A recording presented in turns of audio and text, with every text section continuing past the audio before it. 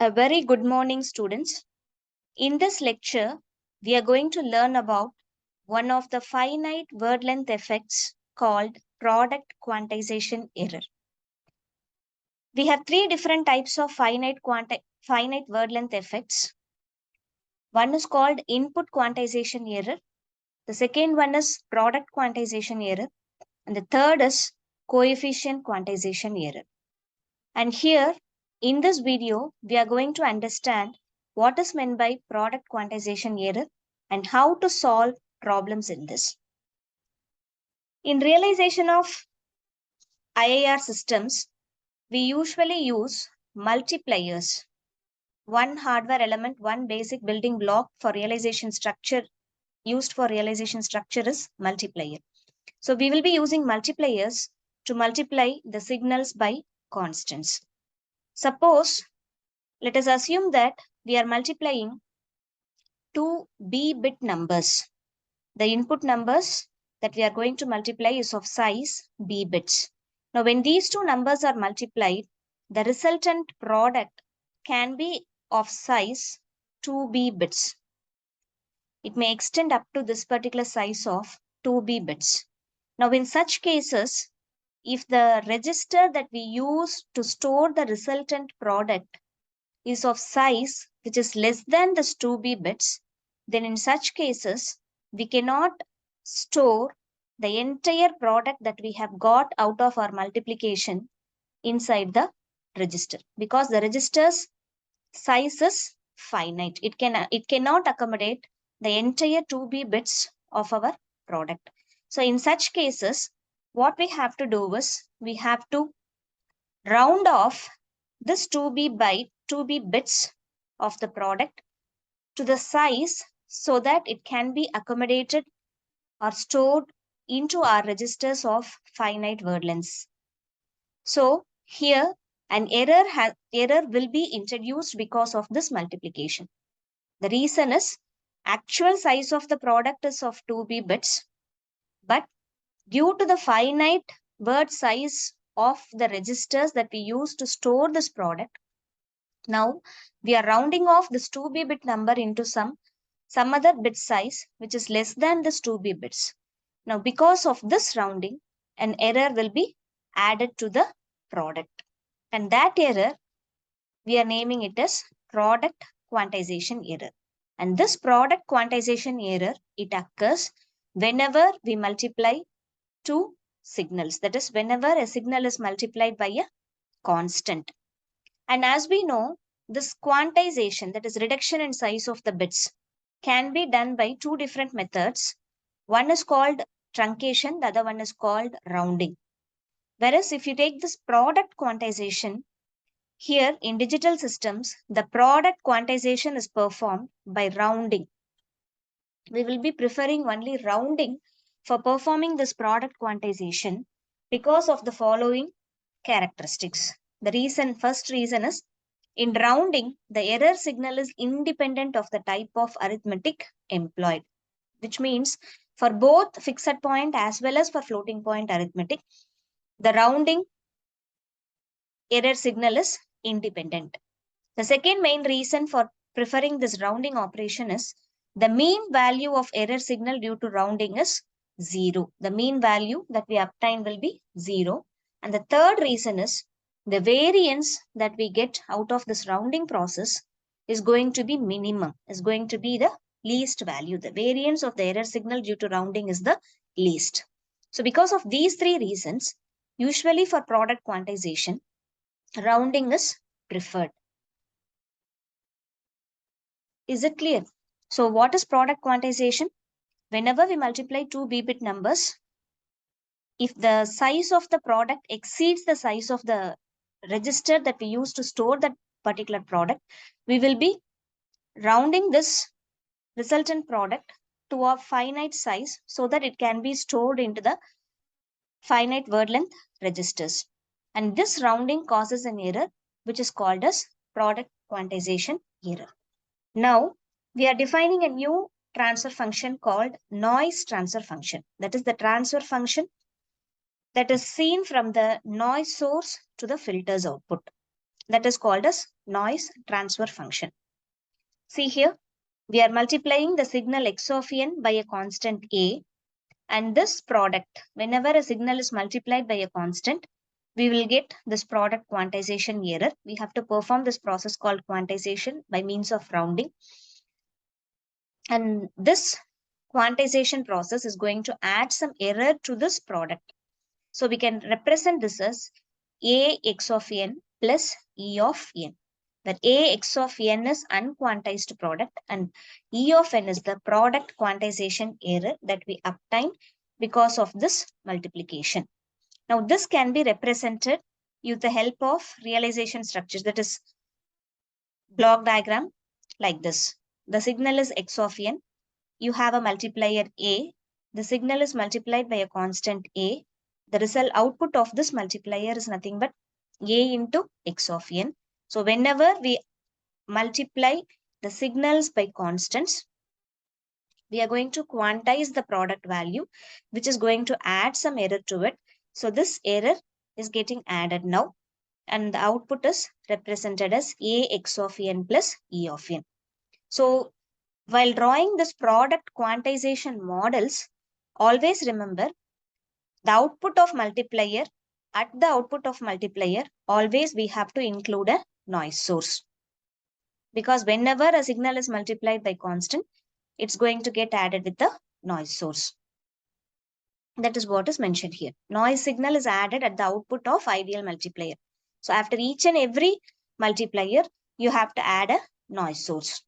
And when we look at this noise transfer function, as it is defined here as the transfer function from the noise source to the filter's output, considering the noise source as the input. So from the noise source to the filter's output is going to be the noise transfer function. And this noise transfer function seen by each noise source will not be the same. It is going to be different. So for each noise source, the noise transfer function has to be calculated by treating the noise source as the input. So from this noise source to the filter's output, we have to determine the noise transfer function.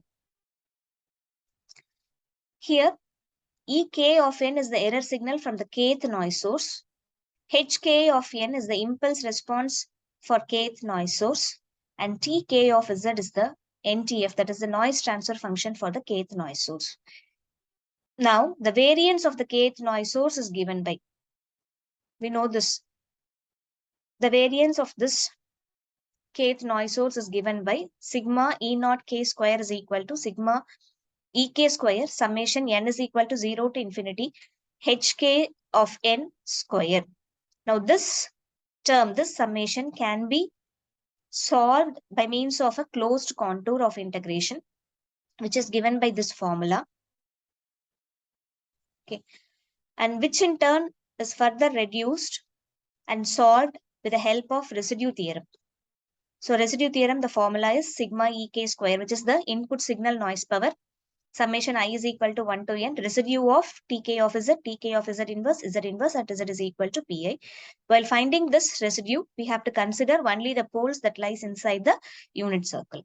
All this we have learned in input quantization error itself. So this is the variance of one particular noise source, which we have taken it as kth noise source. So variance of kth noise source is this. Okay. If there are m number of noise sources present in a digital system, then we have to find the variance of each and every individual noise sources, and we have to sum it up together to find the total variance. So it will be like this. For m number of noise sources, it is going to be sigma E naught 1 square plus sigma E naught 2 square up to sigma E naught m square. This is how we have to find the output variance of the total variance of the noise sources. Let's look into a problem. Here, in the IIR system given below, the products are rounded to 4 bits, including sign bit.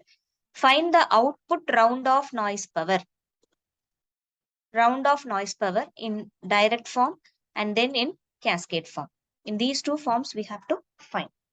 So the given h of z is taken here. And also it is mentioned that it is rounded off to 4 bits. That is b plus 1, including sign bit. So it is b plus 1 is equal to 4. Now, since we are going to realize it using direct form realization, we have to multiply the denominator. And if we simplify this, that is, if we multiply these two terms and simplify it, we are going to get this h of z, which is 1 by 1 minus 0.97 z power minus 1 plus 0.217 z power minus 2. Now, we have to draw the direct form realization structure for this h of z. So here, the direct form realization structure is drawn. This is x of z and y of z is the output. There are two multipliers. One is 0.97, the other one is minus 0.217. So since there are two multipliers, as we know, to calculate the output round of noise power, we have to include the noise sources at the output of each and every multiplier. So here, after this 0.97, that is a multiplier here, we are adding a noise source at the output of it and naming it as E1 of n. Likewise, we have a multiplier with value of minus 0.217. And the output of this, we are including a noise source. And we are mentioning this as E2 of n. So the direct form realization structure, or we can say this as the noise model of this direct form realization structure, consisting of two noise sources, E1 and E2. And these two noise sources, if you closely observe these two noise sources, both the noise sources are connected to the input. So we can replace both the noise source by a single noise source. And we have represented it here. Since both the noise sources are connected to the input side, both are represented here like E1 of n and E2 of n. That is what is mentioned here. Now, as we have seen here, if I want to find the variance, the total output round of noise power, what we have to do, we have to find the round of noise power of individual noise sources and sum it up together. So here there are two noise sources. So we are going to find the variances or output round of noise power for each and every noise source, and we are going to add it together. Now this noise transfer function. What is this noise transfer function? For each and every noise source, we have to find noise transfer function, which is defined as the transfer function from the noise source to the filter's output. Now, since both the noise sources are connected to the input of the filter, we can say that the noise transfer function of both E1 as well as E2 is h of z, because they are connected to the input, from the input to the filter's output. So x of z is the input here, y of z is the output. Y by x is going to give the noise transfer function T1 of z as h of z. Likewise, T2 of z is also h of z. The reason is both are connected to the same input. Okay, so noise transfer function for E1 of n is 1 by this value. And the noise transfer function for E2 of n is also the same value, which is mentioned here. Next step is we are going to find the round of noise power or variance of each and every noise source. Let us take the output noise power due to E1 of n. The output noise power due to E1 of n. The formula is sigma E01 square is equal to sigma Ek square summation I is equal to 1 to n. This residue of value. We have T1 of z, which is mentioned here. So we have to find what is T1 of z inverse. T1 of z inverse, it is represented as wherever we have z, we have to replace it by z power minus 1. So z square in the numerator will be z power minus 2. And this becomes z power minus 1 minus 0.35 into z power minus 1 minus 0.62. This is T1 of z power minus 1. So we have to multiply T1 of z, T1 of z power minus 1. Along with this, we have to multiply z power minus 1. This is what is done here. And after simplification, we are getting this value. Okay. Now the poles are 0.35, 0.62 and 1 by 0.35, which is 2.857 and 1 by 0.4, these two. It is 1 by 0.62, which is 1.613. While finding the residue, we know that we have to consider only the poles that lies inside the unit circle. So we are going to neglect these two poles for finding the residues. Only these two are considered. Okay. So this is the formula now. We are finding the residue of 0.35 and residue at Z is equal to 0.62 and adding it together. So we have to substitute Z is equal to 0.35 for finding the residue. And we have to multiply this T1 of Z inverse into Z inverse with Z minus 0.35 when we substitute Z is equal to 0.35. And the same has to be multiplied with Z minus 0.62 when we substitute Z is equal to 0.62. And after simplification of this, we are getting a value of 2.8773. Now, this is the round off noise power, or we can say steady state variance of the first noise source, E01 square. Okay. Now, if we have to find the steady state variance of the second noise source, we have two different noise sources, right? In direct form realization, there are two different noise sources. We have determined the noise source steady state variance of this noise source. Next, we are supposed to find the steady state variance of the second noise source. Now, since both are connected to the common input, whatever we have determined for E1 of n, it will be the same for E2 of n also. So no need to find it separately. Instead, you can take the same value for E02 of square. So it is E02 of square is 2 into, that is total output round of noise power in direct form realization structure is sigma E naught P square is equal to sigma E naught 1 square plus sigma E02 square, which is 2 into 3.7465 into 10 power minus 3. Now, after finding this residue, this has to be multiplied by sigma E square. The calculation of sigma E square is represented here. It is Q square by 12. Q is 2 power minus 2B. B is represented as 4 here. So, as per the formula, the value of this is 1.3021 into 10 power minus 3. So, this is the total output round of noise power that we have obtained for direct form realization structure. The next is cascade realization.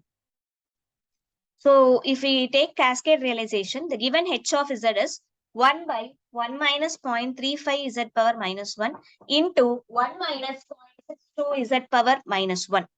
Now, if you look into this, there are two different transfer functions, H1 of Z into H2 of Z, where H1 of Z is equal to 1 by 1 minus 0.35 Z power minus 1 and H2 of Z is equal to 1 by 1 minus 0.62 Z power minus 1.